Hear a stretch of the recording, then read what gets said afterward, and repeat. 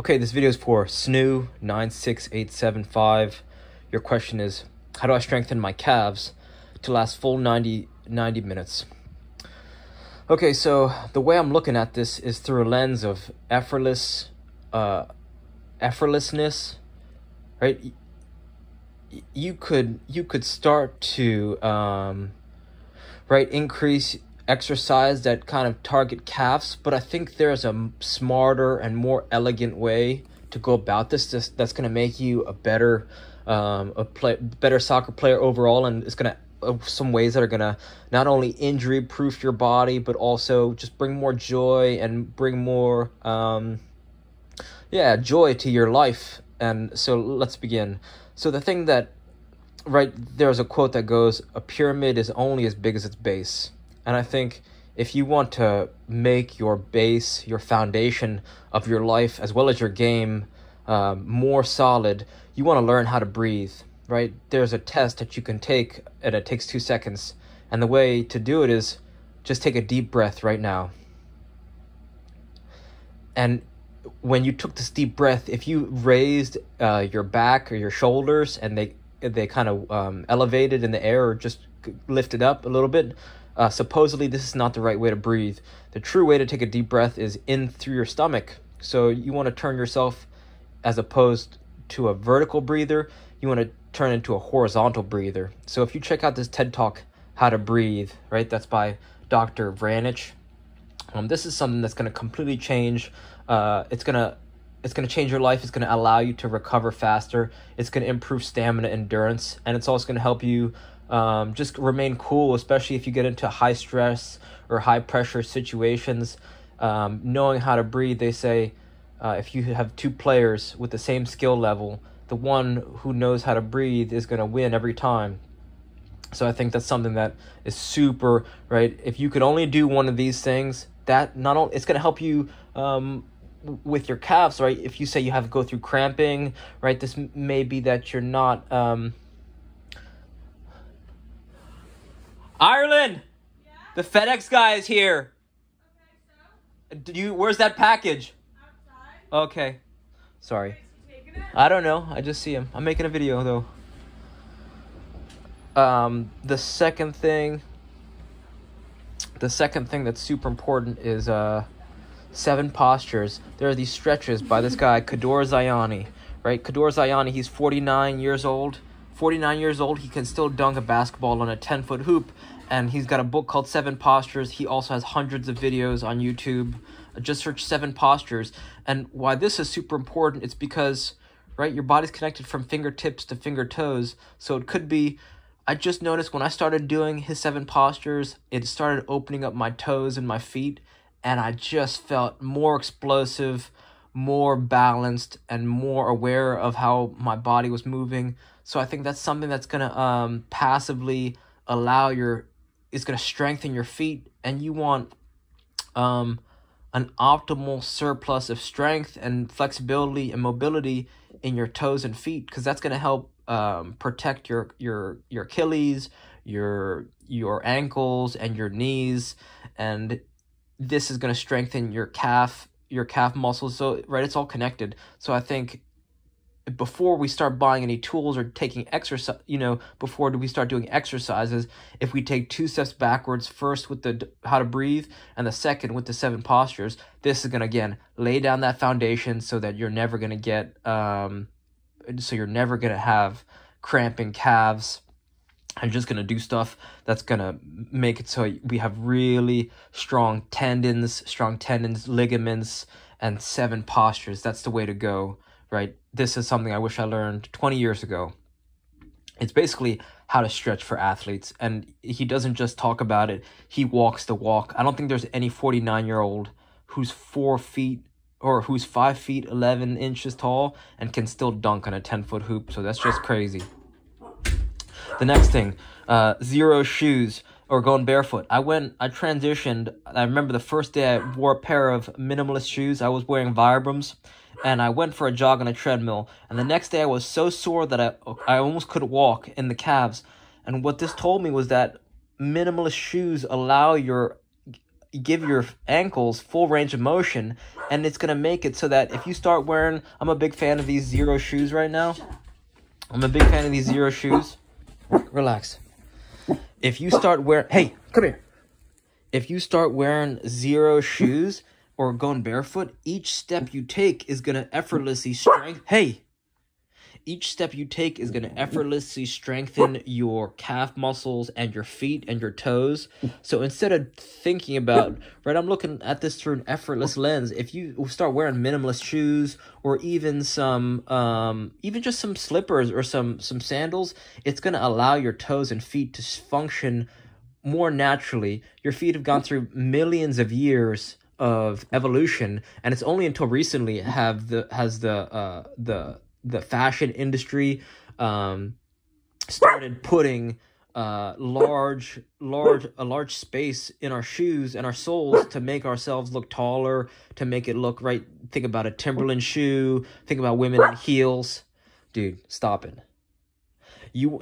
By giving yourself by treating your body to some barefoot shoes or walking barefoot, I think this is something, again, this is going to passively strengthen your calves, toes, and feet, Achilles, and going to make it so, again, we're going to prevent ankle cramps and achieve this goal of lasting the full 90.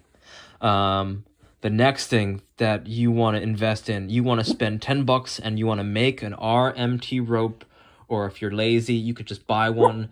You see some from between $20-$40 online. I like making them. You can make them at your local hardware store. You want a soft rope that's as long as you are tall. And the thing you want to learn is the alternating underhand sneak. Especially if you're a soccer player or any type of athlete, this is going to completely change your life, right? The alternating underhand sneak, because, right, the body's connected from fingertips to finger toes. And what the RMT rope does, when you start swinging it around, it acts like a metronome, and what that means is that each revolution, it's like a beat. It's like a beat of music, right? So there's a rhythm to the game. There's a rhythm to life. There's a rhythm to your heartbeat, right? You feel your heartbeat. There's a rhythm. So by tapping into this your body's natural ability to keep a rhythm, you're going to improve your juggling. You're going to improve your shooting, your balance, your timing, your awareness, your coordination. Every part of your soccer game is going to improve, especially your calf strength and the way that your toes and your feet relate to your whole body. So this is an indirect way that's going to, again, help you last a full 90 and strengthen your calves. When I started doing this, it completely changed my life. So I'm telling you, I promise, if you want to solve this problem, this is another way. I highly, highly recommend you make an RMT rope. This thing travels with me everywhere in the world. I don't care. I brought this. It travels with me. I always have one on me, right? I got mine in the other room. This is something that I won't go anywhere without. So this is, in my bag when I'm traveled to Paris, brought it to Amsterdam, right? It's always on me. In terms of ab exercise, you're probably looking for an ab exercise that's going to serve you for the rest of your life. And the torture twist comes from a book called Underground Secrets to Running Faster. And a lot of times people have strong abs, but they have weak obliques. This is an ab exercise that you want to learn all 4 variations. So you could do them at the gym. You could do them at home. I bought an ab bench just so that I coached this past fall a university team, and I bought an ab bench just so they could do this ab exercise, the torture twist. So that's something you want to look up on YouTube and understand how all the 4 variations work, so you can do them at home, at the gym, wherever, and not be limited to a location. In terms of passively improving your calf strength, right, instead of focusing on exercises, right, you want to juggle, because juggling is going to improve not only your timing, right? I keep on saying the same things here. Juggling is going to improve your passing, your shooting, your dribbling, your awareness, your rhythm, your timing. And if you start alternating between juggling tennis balls and medicine balls, right? $30, you could get a medicine ball on Amazon. It's going to help you not only improve your calf strength and last full 90, but now you're going to be able to take less touches on the ball, because your touch is going to become very sharp, because if you can keep a tennis ball up for an extended period of time, especially barefoot, and you're keeping a medicine ball up and rotate between these two, not only is you're going to have, right, it's not even about lasting full 90. You're just going to have more fun playing soccer, because there are kids at the college level who can't keep a ball up for 10 minutes straight, right? So I'm not sure how old you are, but that's juggling is one thing that is going to completely, right? Not all the best jugglers are the best soccer players, but all the best soccer players are the best jugglers. So juggling is something you really want to focus on in your daily practice. And if you're not juggling for a minute every day and you don't have a juggling practice, then I would start that immediately. And then the next thing, standing desk, right? The reason why standing desk is so important is because the minute that you start sitting down, your body goes through a whole host of negative cascading effects that are going to negatively, just search is sitting the new smoking. Like, the power that a standing desk can do to change your life, or even a counter or a ledge or a kitchen table, or like an elevated something that you could start doing some schoolwork or do some homework, or even maybe you're older, some work. I think you said you're 24, so you get your laptop if you can work from home, and then you want to combo a standing desk with passive balance tools. So I don't think you need every single balance tool in the world to start developing your calf strength and your foot strength and toe strength, but having one of these, investing in one of these, even a medicine ball that you can stand on, is going to tremendously strengthen your calves. It's going to strengthen your toes and your feet, and strengthen your toes and your feet and your Achilles. There's so many bones and muscles and ligaments and tendons in your feet that when you start standing passively on a slack block, or right, even an Amazon wobble board, $30, right? $30 is gonna really change your life. Just the act of standing, and stand 1 foot on the balance tool, 1 foot off, like 50-50 split of weight on the balance tool and weight off on the ground.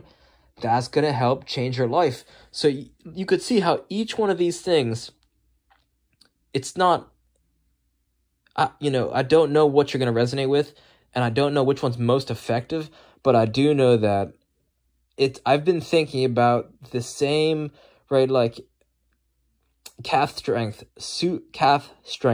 super important, and I know that each one of these is going to indirectly help it. So it's not about like you could do calf exercises for days, but what you really want to do is, focus on things that are going to make you a great overall player and just have you ready to rock and roll before practice, before training, before playing. And I think all of these things are going to guide you to where it's really going to help you develop as a player and a person. So reach out with any questions. The place I'd start, definitely learn how to breathe, right? That's number one. Number two, it kind of depends on kind of your own awareness of yourself, or things that